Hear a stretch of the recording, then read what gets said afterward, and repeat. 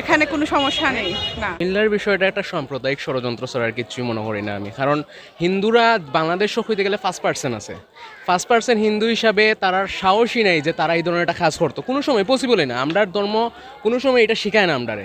কোনো আতঙ্ক আসেনি? না না জি জি জি আমাদের শ্রীমঙ্গল তো একটা মানে ভদ্র এলাকা, ভদ্র সোসাইটি, এবং আমরা খুবই খুশি আছি। এখানের আইন প্রশাসনও খুব ভালো আছে। আচ্ছা, মির্জাপুরের যে একটা ঘটনা সম্পর্কে আপনি কইছেন না তো? জি, মির্জাপুরের ঘটনাটা মানে মির্জাপুরের যে একটা ছেলে যে কোরআন শরীফ অবমাননা করিয়েছে, জি। একটা ফেসবুকে কমেন্ট করছে, জি, সেই বিষয়টা জানতে পারছেন যে আপনি? এটা তো আমরা অনেক লজ্জিত, এবং কিন্তু আমরা হিন্দু মুসলিম এই বাংলাদেশে সবাই সমান, আমরা মিল্লামিশা থাকি, কিন্তু উনি করছে এটা আমরা অনেক মানে কষ্ট পাইছি। আমাদের বাংলাদেশের 16 কোটি মানুষই কষ্ট পাইছে, আমরা চাইছি না এরকম হইতো। আমরা সাপোর্ট পাইলাম আমরা, আর এখানে খুব সৌহার্দ্যপূর্ণ সম্পর্ক আছে এখন পর্যন্ত বজায় আছে, এবং সবাই আনন্দ উল্লাসেই আছে, এবং তাদের স্বতঃস্ফূর্তভাবে প্রত্যেকে আছে, কোনো ভয় বা আতঙ্ক এই ধরনের কোনো কিছু কাজ এখনও করতেছে না কারোর মধ্যে। আপনারা তো নিজেই দেখতেছেন হাজার হাজার মানুষ। সবাইকে শারদীয় শুভেচ্ছা। কোনো ধরনের কোনো কিছু নেই, সুন্দরভাবে ভালোভাবে কাটাইলাম সবাই। আমরা এখানে হিন্দু মুসলমান সবাই যারা আছি। আমার প্রথম পরিচয় হিনা, বাংলাদেশের নাগরিক। এই দেশে শুধুমাত্র ধর্ম পরিচয়ের জন্য বছরের একটা উৎসব আমরা এসে সিঁদুর খেলি, সেটা হলো না। আমাকে যখন মালাউন গালি দেওয়া হয় তখন কে প্রতিবাদ করে, কে বলে যে না ওকে এই গালিটা দিও না? আমাকে যখন ইন্ডিয়ার দালাল বলা হয়, তখন আমার দেশপ্রেমকে যখন প্রশ্ন করা হয় শুধুমাত্র আমার ধর্মীয় বিশ্বাসের জন্য। এই দেশ আমার 14 পুরুষ এই দেশে রয়েছে, 47-এ যায়নি, 66-তে যায়নি, 71-এ যায়নি, 2001-এ যায়নি, এই দিন দেখার জন্য। ভালো থাকেন সবাই। আচ্ছা, কুমিল্লার বিষয়টা কিভাবে দেখেন আপনি? কুমিল্লার বিষয়টা একটা সাম্প্রদায়িক ষড়যন্ত্র ছাড়া আর কিছুই মনে করি না আমি, কারণ হিন্দুরা বাংলাদেশ হইতে গেলে 5% আছে, 5% হিন্দু হিসাবে তার সাহসই নাই যে তারা এই ধরনের একটা কাজ করতো, কোনো সময় পসিবলই না। আমরার ধর্ম কোনো সময় এটা শিখায় না আমরারে।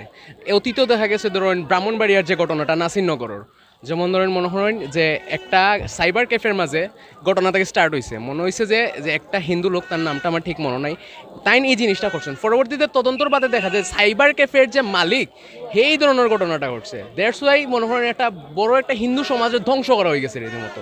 তো বিষয়টা একই দ্বারা ষড়যন্ত্র করে আমি মনে করলাম। অবশ্যই আসলে যুক্তিসঙ্গত না। এটা হইল মানে এরকম কথা বলা ধর্মীয় অনুভূতিতে আঘাত আনা সমান ব্যাপার, এটা আসলে ঠিক না। এইসব ব্যাপারের অবশ্যই নিন্দা জানাই আমরা। আচ্ছা, বাইরে বাড়ি কোন জায়গা? আমার বাসায় কেন নয়, ভালো আছেন তো? অবশ্যই ভালো আছে। কোনো ধরনের কোনো সমস্যা নাই তো? সমস্যা নাই বলতে একদম যে সমস্যা নাই তাও না। সাধারণত নবমীর সময় আমরা যেরকম দেখি যে অনেক মানুষ থাকে, যদিও একটা আতঙ্কের কারণে অনেকটাই মানুষ কম।